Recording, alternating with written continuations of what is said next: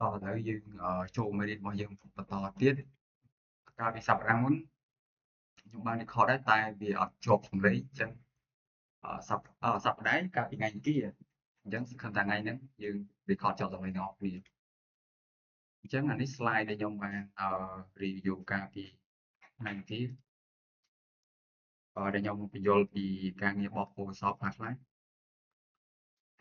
Photoshop ហ្នឹងវាអាចធ្វើអីបានខ្លះអញ្ចឹងឥឡូវយើងចូលទៅដល់ការប្រើប្រាស់ tool និងបញ្យល់ពី interface របស់ Photoshop ខ្លះៗឥឡូវយើងបើក Photoshop មកអញ្ចឹងដំបូង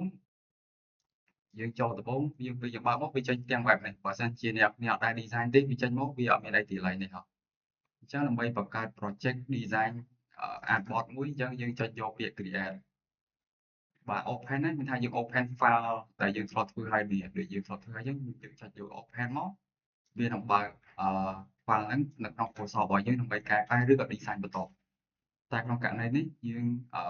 design ថ្មីអញ្ចឹងធ្វើ project ថ្មីអញ្ចឹងយើងចុចយកពាក្យ create new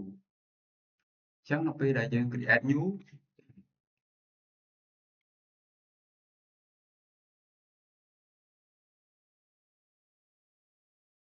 អញ្ចឹងនៅពេលដែលយើង create new អញ្ចឹងវាមាននេះគេហៅថា menu អញ្ចឹងវាមានច្រើនប៉ុន្តែអ្វីដែលខ្ញុំប្រើហើយនឹងក្នុងវិរិយរហូតដល់ធ្វើការមកខ្ញុំប្រើតែកន្លែង print នេះវាស្រួលបើយើងយកអាកន្លែង film ឬក៏ video វិញក៏បានដែរពេលយើងចុចមក create file size ដូចគ្នាហើយកំណត់អីទំនោះគ្នាហើយពេលយើង create មកនេះវាចេញមានអី sketch scan នេះប្រាប់តែបើថាយើងត្រូវការហ្នឹងអីតែគ្រាន់តែខ្ញុំអត់ត្រូវការយើងចាំកំណត់ក្រោយអញ្ចឹងយកពាក្យ create ហើយវាចេញnew document អញ្ចឹងហើយចុចយកពាក្យ print ហើយយើងកំណត់ size អញ្ចឹង size នៅស្រុកខ្មែរយើងដូចខ្ញុំបាននិយាយកាលពីសប្តាហ៍មុនអញ្ចឹង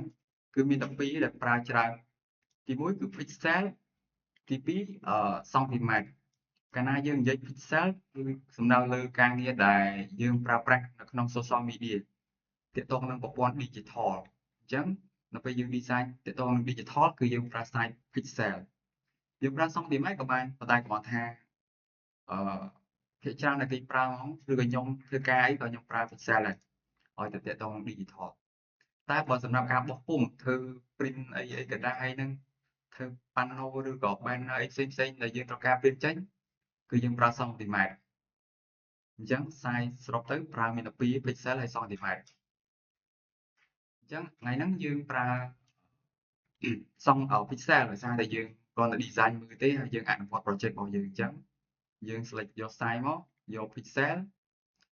អញ្ចឹងហើយអានេះយើងអាចកំណត់ពីទំហំវាអញ្ចឹងថ្ងៃហ្នឹងខ្ញុំចង់ design ការងារមួយដែលខ្ញុំកែ assignment ដែលកិច្ចការឲ្យអ្នកគេបានធ្វើអញ្ចឹង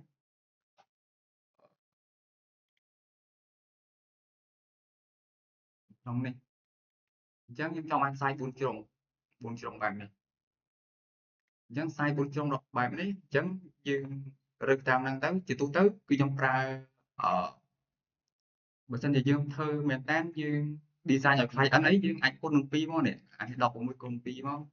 600គុណ2មកវា1200ប៉ុន្តែបើគាត់ថាយើងបរិយាទេយើងយកខ្សែមកទៅព្រោះកុំឲ្យម៉ាស៊ីនយើងតឹងពេកអញ្ចឹងព្រោះពេលតឹងទៅវាអាចទៀងអាចអីហើយស៊ូបាត់ប៉ាល់ទៀតពេលវារលត់អញ្ចឹងសរុបទៅថ្ងៃហ្នឹងអឺខ្សែវាគឺខ្ញុំយក600អឺយ៉ាហើយអានេះ folder structure អញ្ចឹង folder structure ក៏យ៉ាងដែរពេលអ្នកគ្នាមុននឹង design អ្នកគ្នាត្រូវមាន folder structure ច្បាស់លាស់ទី1គឺ folder project name មានន័យថាឧទាហរណ៍ថាការងារហ្នឹងយើងធ្វើពីគេនេះទាក់ទងនឹង VLCC program advert អញ្ចឹងកិច្ចការរបស់យើងគឺយើងធ្វើទាក់ទងអាហ្នឹងអញ្ចឹងនៅក្នុងអាហ្នឹងវាមាន sub folder 2ទៀតអានេះតាមពិតត្រូវនៅក្នុងនេះតែគាត់ថាខ្ញុំឲ្យមើលអញ្ចឹងវាត្រូវមាន2ទៀតទី1គឺ export ទី2គឺ source អញ្ចឹងសម្រាប់ source គឺជាកន្លែងដែលផ្ទុកទិន្នន័យដែលយើងយកពី client ឬក៏យកពីអ៊ីនធឺណិតដើម្បីដាក់ក្នុងហ្នឹងអញ្ចឹងអាហ្នឹងជា source ហើយសម្រាប់ EX នេះវាជា folder ដែលយើងដាក់ file final មានន័យថារូបភាពដែលយើងបាន design ហើយអញ្ចឹងយើងត្រូវដាក់នៅក្នុង EX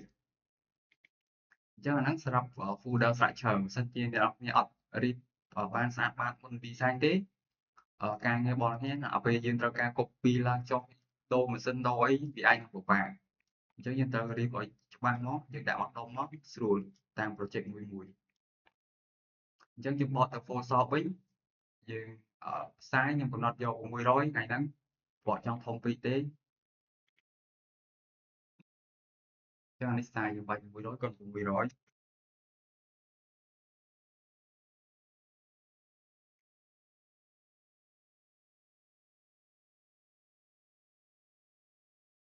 ហើយសម្រាប់resolution បើសិនជាក្រោម1000ទេមិនថាក្រោម1000ផ្សាយនេះអញ្ចឹងអ្នកគ្នាអាចយក300តែបើសិនជាលើស1000ដូច1200 1000អីចឹងទៅដូចខ្ញុំនិយាយមុនចឹងផ្សាយគុណ2អញ្ចឹងយកទៅ72បានដែរតែក្នុងករណីវាតូចដែរយើងយក300ទៅឲ្យវារៀងច្បាស់បន្តិចហើយក្រៅពីហ្នឹងខ្ញុំយក default ទាំងអស់ទាក់ទងនឹងនេះហ្នឹងក៏ប៉ុណ្ណឹងហើយ color ខ្ញុំយក RGB តាមពិត color នេះក៏វាបែងចែកជាពីរទៀតវាដូចកន្លែងផ្សាយដែរបើសិនជាក្នុងករណីដែលយើង